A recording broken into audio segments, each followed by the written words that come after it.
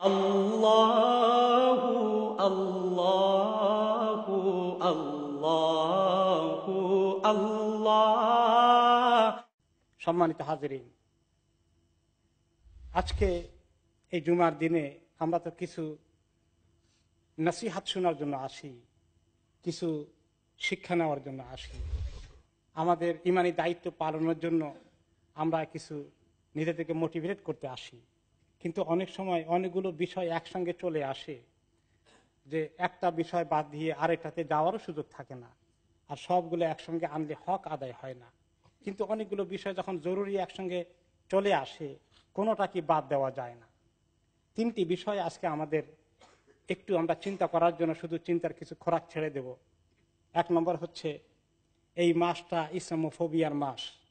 এই দেশে মুসলমানদের এবং ইসলামের বিরুদ্ধে বিভিন্ন রকমের বিদ্বেষ মিডিয়া থেকে আরম্ভ করে বর্ণবাদীদের কাছে বিভিন্ন তরিকায় আসে, এবং কোনো কোনো জায়গায় অ্যাটাক হয়ে যায়, ফিজিক্যালি টাইম টু টাইম খবর আসে। এই ব্যাপারে কিছু সতর্কতা, কিছু জ্ঞান অর্জন করা, কিছু আমাদের দায়িত্ব করণীয় সম্পর্কে জানা।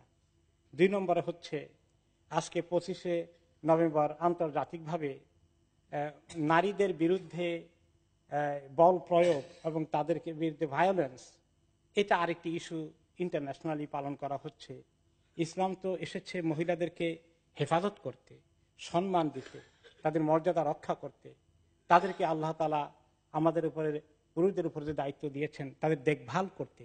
কিন্তু পুরুষ দ্বারা যদি নারীরা নির্যাতিত হয়ে যায়, তাহলে সেক্ষেত্রে আমরা কতটুকু সতর্ক আছি, এ ব্যাপারে কি করছি, সে ব্যাপারে কিছু কথা শোনা। আর এর চেয়ে বড় একটি বিষয় আজকে আমাদের সবার মাথার মধ্যে ঘুরছে, আমাদের পাশের দেশে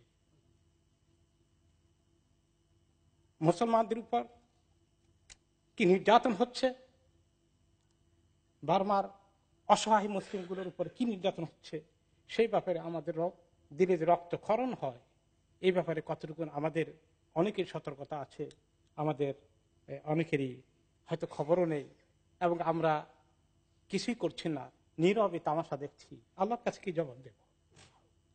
তিনটি বিষয়। প্রথমে ইসলামোফোবিয়ার বিষয় যেটা বলতে হয়, যে এই দেশে যখন আমরা আসছি, বসবাস করছি, এই দেশের হাওয়া বাতাস এগুলোর দিকে খেয়াল করা, বিশেষ করে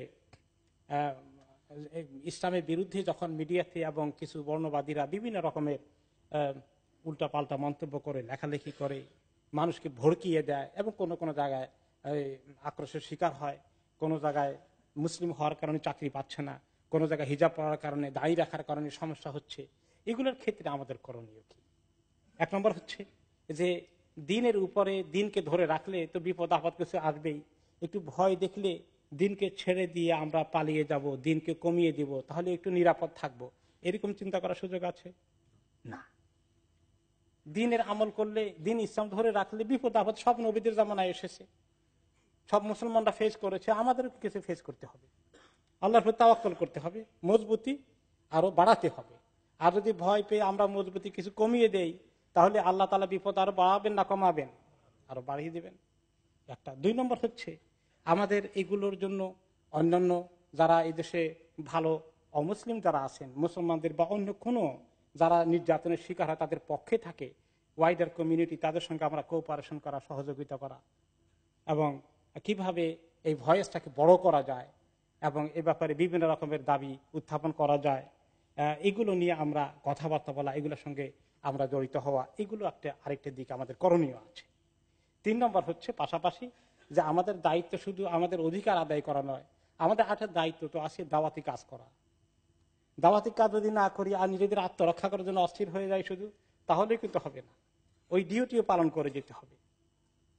এগুলো সম্পর্কে কিছু খেয়াল রাখা এবং কিছু খোঁজ খবর রাখা, এগুলো যদি আমরা না রাখি, কোনো এক জায়গায় অ্যাটাক হয়েছে, আমাদের এখানে তো হয়নি, আমাদের অসুবিধা নাই, এরকম মনে করে নিশ্চুপ পড়ে থাকা ঠিক নয়। আমরা সমস্ত মুসলিম কমিউনিটি অন্যান্যদের সঙ্গে কিভাবে সহযোগিতামূলক কাজ করা যায় সেটা চিন্তা করা দরকার। মহিলাদের ব্যাপারে যে ভায়োলেন্সের কথা আছে, ডোমেস্টিক ভায়োলেন্স, ঘরের মধ্যে মহিলারা নির্যাতিত হয় বিভিন্ন জায়গায়, এটাও কিন্তু আমাদের মুসলিম কমিউনিটিতেও অনেক সময় এগুলো ঘটে। আল্লাহ তাআলা নারীদেরকে আমাদের দায়িত্বে বলেছেন, ছেড়ে দিয়েছেন, তাদেরকে পিতা মাতা স্বামী গার্ডিয়ান বানিয়েছেন, তাদের যেন কোনো রকমের অসুবিধা না হয় সেগুলাকে তাদেরকে সাহায্য করতে, তাদেরকে হেল্প করতে, হেফাজত করতে। কিন্তু যারা দায়িত্বশীল তারাই যদি নির্যাতনকারী হন ঘরের মধ্যে, এটা অনেক বড় অন্যায়, এটা জুলুম, অনেক ক্ষেত্রে জুলুমের শিকার হয়ে যায়। এই জুলুম করাটা শারীরিকভাবে হয়, মানসিকভাবে হয়, মানুষকে গালিগালাজ করে অশ্রাব্য ভাষায় কষ্ট দেওয়া। যে ব্যক্তি তার স্ত্রীর সঙ্গে ভালো ব্যবহার করে তিনি একজন ভালো মানুষ, নবী করিম সাল্লাল্লাহু আলাইহি ওয়াসাল্লাম বলেছেন তোমাদের ওই লোকগুলো ভালো যে তার স্ত্রী পরিবারের সঙ্গে ভালো ব্যবহার করে, আর যে তাদের সঙ্গে দুর্ব্যবহার করে তার অর্থ হচ্ছে সে খুবই খারাপ মানুষ। এবং এক্ষেত্রে শুধু স্বামীর দ্বারা না, অনেক সময় দেখা যায় যে স্বামী একলা না, একটা মহিলাকে বিয়ে করে নিয়ে এসে স্বামীর মা বাবা ভাই বোন সবাই মিলে একটা মেয়ের বিরুদ্ধে লেগে গিয়েছে, সে এমনভাবে ভায়োলেন্সের শিকার হচ্ছে। এবং এই সমস্ত ঘটনা এখন অনেকগুলো এসে যাচ্ছে, রেকর্ড হচ্ছে, এবং মুসলমানদের আমাদের কমিউনিটির ব্যাপারেও একটি খারাপ ধারণা সৃষ্টি হয়ে যাচ্ছে যে আমরা নারীদের প্রতি ভালো ব্যবহার করি না, তাদেরকে আমরা ঘরে বন্দি করে রেখেছি, সেগুলো যেগুলো বলা হয়। এবং এই কথাগুলো আরো বেশি যোগ হয়ে যায় যখন এই কেসগুলো কাউন্সিলে, বিভিন্ন জায়গায়, সোশ্যাল সার্ভিসে চলে যায় যে এইভাবে মুসলমানদের মধ্যে নির্যাতন হয়, তাহলে এটা কত খারাপ কথা। আর এই জুলুমের জন্য কিয়ামতের দিন আল্লাহ তাআলার কাছে আমরা দায়ী হয়ে যাব না? এবং আল্লাহর কাছে আমাদেরকে, যে কেউ একজন যিনি অসহায় তাকে জুলুম করি, আল্লাহর কাছে আমরা ঠেকে যাব। হইতে পারে এটা শুধু নারী এবং নারী জুলুমের শিকার হয় না পুরুষ দ্বারা, কোনো কোনো সময় উল্টাও হয়, আমরা জানি পুরুষ জুলুমের শিকার হয়ে যাচ্ছে নারীদের দ্বারা, এটাও ঘটছে এই দেশে, দুইটাই আছে। কিন্তু যে সমস্ত স্ট্যাটিস্টিক্স যেগুলো পাওয়া যায় তাতে দেখা যায় যে মহিলাদের প্রতি জুলুমের হার অনেক বেশি, এগুলো রিপোর্ট হচ্ছে এভাবে। আমরা এই অনেকেই এগুলোর ব্যাপারে একটু কম সচেতন। আমরা এগুলো সচেতনতা বাড়াই, যেখানে এটা হয় সেখানে আমরা হস্তক্ষেপ করি, পরিবারের সদস্যরা যেন ইনসাফ কায়েম করার জন্য একে অপরকে উৎসাহিত করি। কোনো জায়গায় জুলুম দেখলে আমরা সেখানে তাদেরকে বুঝাই, যাতে এই জিনিসগুলো আমাদের সমাজে ছড়িয়ে না পড়ে। এবং অনেক ক্ষেত্রে বিয়ে শাদী ভেঙে যাচ্ছে শুধু এই কারণে যে একজন আরেকজনকে জুলুম করছে আর এই সম্পর্ক টিকছে না, সম্পর্ক ভেঙে যাচ্ছে। আপনারা সবাই জানেন এই সমস্ত কারণে বিয়ে শাদীর হার, ভেঙে যাওয়ার হার অনেক বেড়ে গিয়েছে। আল্লাহ তাআলা আমাদেরকে হেফাজত করুন। 3 নম্বর হচ্ছে এই যে বললাম একটু আগে, বার্মার মুসলমানদের, সিরিয়া মুসলমানদের উপরে এক তরফা কিভাবে নির্যাতন হচ্ছে, আকাশ থেকে বোম মেরে কিভাবে ছোট বাচ্চা থেকে মানুষ শুরু করে নির্বিশেষে সকলকে হত্যা করা হচ্ছে। এবং পাশের দেশে বিশেষ করে আপনারা মিডিয়ায় দেখেছেন যে ছোট ছোট বাচ্চাদেরকে, মা বাবাদেরকে ধরে এনে আগুন জ্বালিয়ে আগে বাচ্চাদেরকে আগুনের মধ্যে নিক্ষেপ করা হচ্ছে, মা বাবা তারা দেখছে। এরপরে মা বাবার সামনে তাদের স্ত্রীদের প্রতি, তাদের বোনদের প্রতি, তাদের অবুঝ নাবালিক বাচ্চাদের প্রতি শারীরিক নির্যাতন করা হচ্ছে, তাদের ইজ্জতকে লুণ্ঠন করা হচ্ছে। এরপরে পুরুষদেরকে হত্যা করা হচ্ছে গুলি করে, আকাশ থেকে গানশিপ দিয়ে বোমা করে, গুলি করে শত শত মানুষকে হত্যা করা হচ্ছে। আর পাশের মুসলিম দেশ, আমরা একটু অসহায় মুসলমানদেরকে জায়গা দেওয়ার জন্য আমাদের কলিজার মধ্যে জায়গা নাই, আমরা এত জালিম হয়ে গেছি। এবং দুনিয়ার যারা অন্যান্য বড় বড় লম্বা লম্বা কথা বলে যারা দুনিয়া চালায়, আজকের বিশ্ব চালায়, তারাও আজকে মনে হয় যেন তারা ঘুমাচ্ছে, কোনো খবর নাই। এই যে জুলুম চলছে, এই জুলুমের মোকাবিলায় আমরা যদি সবাই নিশ্চিন্তে, আমরা ঠিক মতো পেট ভরে খাই আর এত সুন্দর আরাম করে ঘুমাই, আল্লাহর কাছে কি জবাব দেবো বলে? আমাদের করণীয় কি? 1 নম্বর এগুলো চলতেছে, এগুলোকে সম্পর্কে আমরা বিভিন্ন জায়গায়, মিডিয়াতে, সকল জায়গায় আমরা প্রেশার ক্রিয়েট করি, আমরা সচেতনতা সৃষ্টি করি এবং আমরা আল্লাহর কাছে দোয়া করি। এরপরে আমরা আমাদের যতটুকু তৌফিক আছে আমাদের পকেটে হাত দেই, আর অসহায় মুসলমানদের জন্য আমরা পাঠাই কিছু, যাতে তাদেরকে সাহায্য করা হয়। কোথায় পাঠাবো?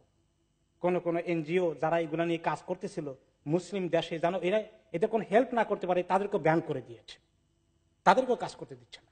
তবুও ফাঁকে ফুঁকে দিয়ে বিভিন্ন তরিকায় কিছু এনজিও কাজ করছে। আজকেও আপনাদের কাছে আপিল আসবে, আপনারা তাদের জন্য দান করবেন।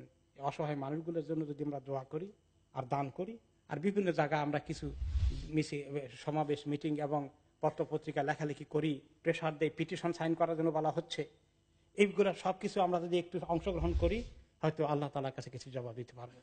সালমা ডিজাইনার আবায়া হাউস। আমাদের রয়েছে আকর্ষণীয় ডিজাইনের দুবাই, সৌদি, ইন্ডিয়ান ও ইরানিয়ান আবায়া সহ কাফতান ও ওপেন আবায়ার বিশাল সমাহার। পুরুষদের জন্য হারামাইন তোবে রয়েছে 2 for 20 পাউন্ডের বিশেষ অফার। আরও রয়েছে দুরুস, আসিল, দাফা সহ বিভিন্ন ব্র্যান্ডের তোপ। এছাড়াও ওয়েস্টকোট, সব রকমের ইসলামী বই, Medina dates, rechargeable torch light, আতর ও পারফিউম সহ অন্যান্য পণ্য সামগ্রীতেও রয়েছে big discount sale. Salma designer আবায়া house, 118 Whitechapel Road, London E11JE।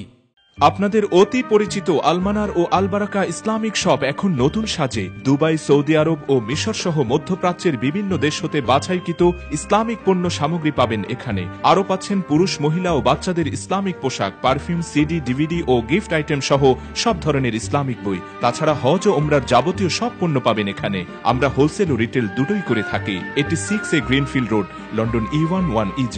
Phone 0207377998। আলমানার, সবসময় আধুনিক।